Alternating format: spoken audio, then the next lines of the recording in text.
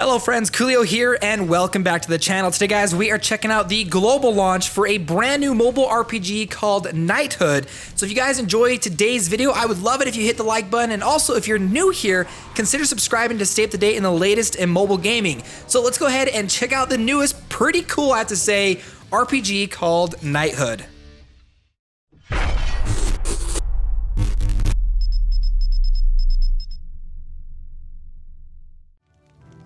Okay, so here we are in the game. Now, I've actually played the game before, as it has been in a soft launch in a couple of other countries for quite a long time now, but the game has officially gone global as of today. Now, the thing is about this game, I've actually jumped into an older account. I've played it for a while when it was in soft launch. I really enjoyed the experience, but I eventually ended up putting it down. I was going to do a video on it back then, but now that the game is globally available, I figured, hey, let's go ahead and jump into the game right now. Now, there is a lot of stuff that I actually really do enjoy about this game. First of all, I absolutely love the graphics of this game, as well as the character progression and the items and the customization.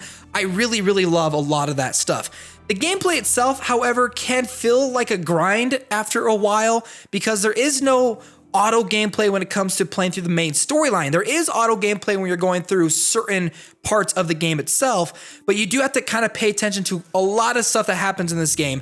As well as, I'm not a really big fan of the monetization in this game, which we'll get into a little bit later, but here we go. So this is my character. This is my knight. Now, this game is a gacha game. There are chests that you can unlock and open as you play through the game that can get you a variety of different heroes and weapons. But before we actually do all of that, I want to show you guys the actual gameplay. Then we'll talk about customization. We'll talk about the heroes. Those are my favorite parts about this game.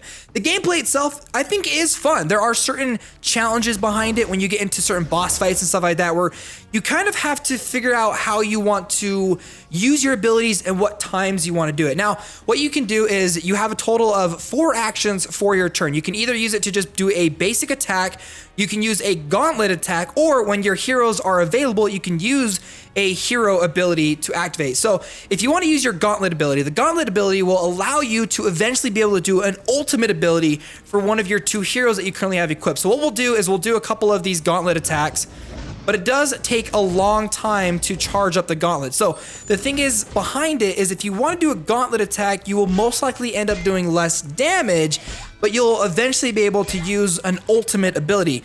I also think that the gauntlet itself does a little bit of extra damage to armor. I don't remember exactly if that's true. I guess we're gonna find out right here. See, it says strong, combo strong, and now we have an ultimate ability, so let's go ahead and activate it. Now, when you have your ultimate ability, your gauntlet ability ready to do, you click on it and then you have to choose one of your 2 heroes. And I really like this aspect. Just the cinematics, the design and stuff looks so cool. So we'll go ahead and use Anara's Sulfurous Solution. Boom, so she like throws flames everywhere, catches the enemy on fire.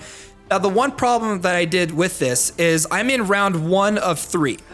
Which means that I'm going to end up fighting a boss. Now, most of the time I recommend kind of going through and doing a couple of fights with your gauntlet to kind of like raise up that energy, and then using a few more of those hits for when you're in the actual boss fight itself, that you can use the ultimate ability when you're in the boss fight. So, oh, and I ended up breaking my chain right there. You have to click and use the chain attack. So the longer you do your chain, whether a gauntlet chain or a basic attack chain, the more damage you'll eventually end up doing. Now, one of the other aspects of this game is there is sort of an elemental system in this game, but rather than like fire, water, earth, it's more like different factions. So there's like undead factions, there's like a cult faction, there's trolls and goblins, and certain weapons that you use and certain abilities and stuff will be stronger against specific factions. So for example, the weapon that I currently have equipped right now will just do basic attack damage to a cult member like this guy right here, but to an undead enemy will be super strong. So it should be pretty easy to get through and finish off these undead guys. Swap over to the other one, attack this one, KO, ultimate chain combo, plus 50% damage, and now we're at the final boss on this stage specifically. There are some pretty epic stages that you'll eventually come across. Now, there is 2 lines of attack. Now, there are frontline soldiers, and then there are the enemies in the background. You have to take out the enemies in the front before you can attack the enemies in the back. So what we're going to do is we're going to go ahead and activate my character's ability again. the one on bottom, Anara's Sulfurous Solution, because it is great. It's a really powerful AoE burn. And especially against undead soldiers, it does a lot of damage. So I'm going to go ahead and use this guy's ability now. Grim throws down ice needles and can freeze an enemy. It also works on a couple of different bosses.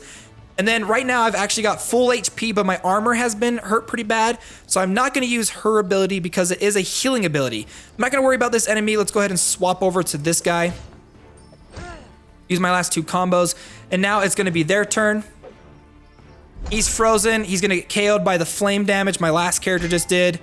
They're going to attack, get, ooh, almost KO'd. It does a lot more damage to undead soldiers, so. KO'd them. And almost KO'd that person and KO'd that one. So there we go. So now we can just go ahead and finish these guys off. Doing some basic attacks. Swap over this guy. Combo and finish it off. Oh, we have one dude left? He's gonna die from my flame attack anyway. KO'd. Yes. So we win. So you get some experience points. You get some in-game gold. We've leveled up. My punch damage has gotten stronger. You've completed a couple of different quests. Your heroes that you have currently equipped with you will also gain experience points. You can unlock like scrolls and stuff that you can use to level up your heroes even faster. You get just a little bit of some currency here and there, but this kind of leads me to my first problem with this game, and that has to be with its monetization.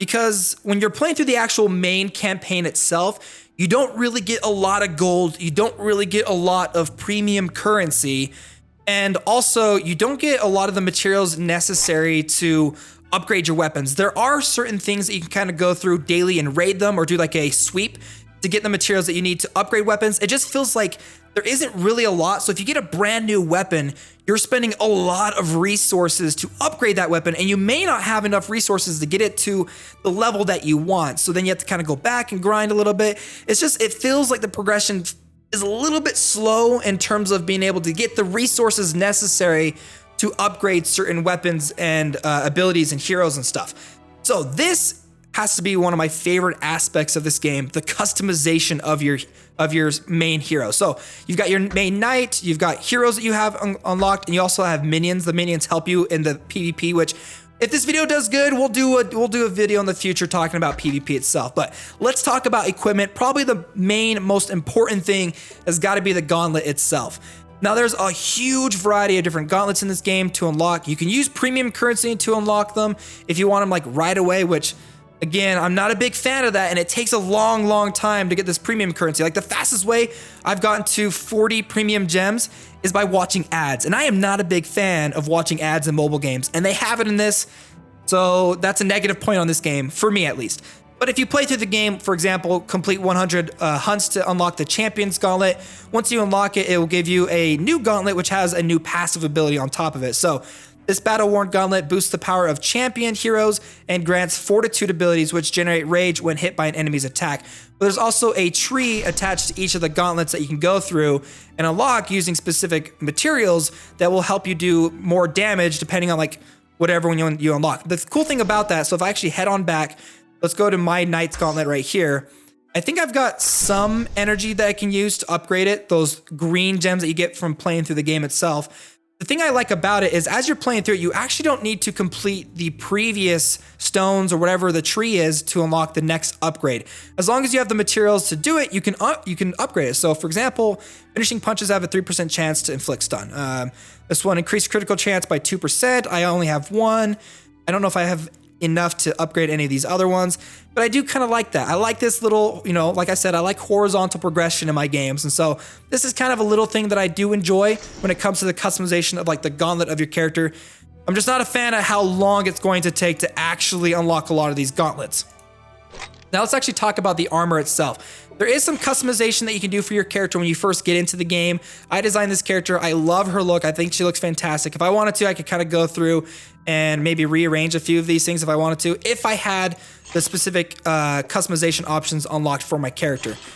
Now, when it comes to the weapons and stuff, I love this part of this game. Definitely one of my favorite things. So for example, I've got this sturdy Galdor axe, but I just unlocked a sturdy Goblin Warhammer, which does a lot of damage to militia enemies. So let's say in the next chapter, I'm fighting against a lot of militia type enemies, I'm going to want to equip my goblin hammer.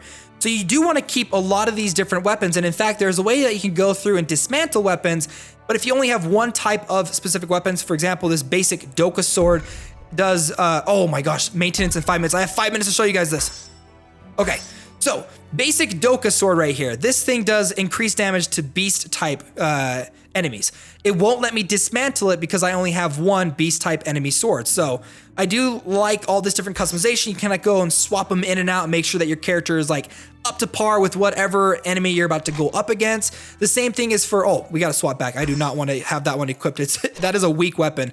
The same thing goes for a lot of the different armors. You have a bunch of different armor that you can have equipped onto your character that help out with specific gameplay styles. This is a heavy armor. I've got a ranged one on right now. The combo I currently have for my character isn't really the best. I should probably go through and kind of maybe fix it up a little bit. Now, any of your weapons and stuff that you have equipped have these specific glyphs to them, or charms. You can actually get more and more of these charms that you can go through, and as you dismantle weapons, you get better charms that you can slot into whatever weapons you have. This one gives me plus 10% armor. This one gives me plus 8% acid damage. So we've got about a few minutes before maintenance is about to hit us. I do want to show you guys one last thing, and that is the vault in this game. Now, as you're playing through the game, you're going to collect a bunch of chests. You can spend money to get chests and stuff like that. I don't have any chests as of right now, but I do recommend not opening them right away, as a couple of them, for example, the hero chest, if you open up 5 of them at once, you're guaranteed at least an epic hero or better. So do keep that in mind. There's chests. There's no timers. As soon as you get them, you can go ahead and open them. And then the last thing I want to show you is the heroes themselves, because I love the heroes in this game. I think they're so cool. So I've got Grim. He's my first epic hero I've ever gotten, and then I've got Inara. But if I wanted to swap out, I've actually got a bunch of different heroes I have. I just got Gwen. I think by playing through the game, I think Gwen looks really, really cool. I've also got Grax here, a long-range, high damage dealer. Rosalind does damage against goblins, a chaotic mage. Helmar, who's really good against outlaws. I got it. Maintenance is coming. This was the worst time to record. There you guys go, Knighthood. I enjoy this game. Just not a big fan of the monetization, because right here, if I wanted to, I could drop $5, get a brand new hero, get some cosmetic items. There are cosmetic items that don't give you any stats, but I could get the sturdy Galdor hammer, which does give you stats and it's good against undead. So right now I'm running through an undead area. This would be a great weapon. So you can basically buy some really good weapons in this game. You don't have to. You can just play through the game and you'll do fine. You'll have a blast and stuff. Just not a big fan of that. So there you guys go. This is Knighthood. I really enjoy this game. I'm probably gonna be playing this game casually. I'll probably add it to my list of some fun games here and there. Let me know your guys' thoughts down below on this game. Are you guys gonna play it? Do you guys want to see more videos of it? Let me know in the comments. All right, friends, my name's Koolio, and I'll see you next time.